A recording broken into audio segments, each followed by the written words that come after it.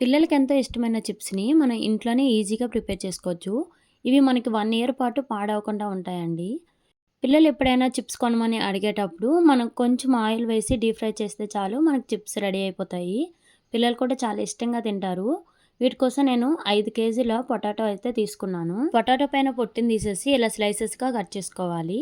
మనం కట్ చేసిన వెంటనే వాటర్‌లో అయితే వేసేసుకోవాలి. మీరు అన్నీ ఒకేసారి కట్ చేసి వాటర్‌లో వేస్తామంటే అవ్వదు.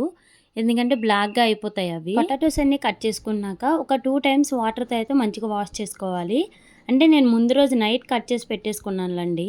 పిండి పిండిలా వస్తుంది కదా! అది పోయేంత వరకు వాటర్‌తో వాష్ చేసుకొని ఆలు స్లైసెస్ అన్నీ నిండేటట్టు వాటర్ వేసుకొని అందులో సాల్ట్ వేసి మూత పెట్టేస్తే మనం మార్నింగ్ లేచిన వెంటనే ఇంకోసారి వాటర్‌తో వాష్ చేసుకొని స్టవ్ పైన వేరొక గిన్నెలో వాటర్ వేసి అందులో టేస్ట్‌కి సరిపడా సాల్ట్ వేసి ఒక 70% ఉడికించుకోవాలండి. ఉడికించుకున్న ఆలు స్లైసెస్‌ని ఈ విధంగా అయితే ఆరబెట్టుకోవాలి. ఒక్కొక్కటి విడివిడిగా ఆరబెట్టుకోవాలి. లేకుంటే అవి అతుక్కుపోతాయి.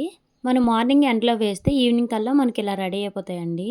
మీరు చెప్తే నమ్మరేమో గానీ బయట కొనే చిప్స్ కన్నా చాలా టేస్ట్‌గా ఉన్నాయి. ఈ సమ్మర్‌లో పిల్లలకి హాలిడేస్ కాబట్టి ఏదో ఒకటి అడుగుతూనే ఉంటారు. ఇలా ట్రై చేయండి. చాలా బావుంటుంది. ఫుల్ వీడియో కావాలి అంటే ఈ వీడియో కింద లింక్ ఇస్తాను. కావాలంటే చూడొచ్చు. ఈ వీడియో మీకు నచ్చితే లైక్ చేసి మరిన్ని వీడియోస్ కోసం ఛానల్‌ని అయితే ఫాలో అవ్వండి.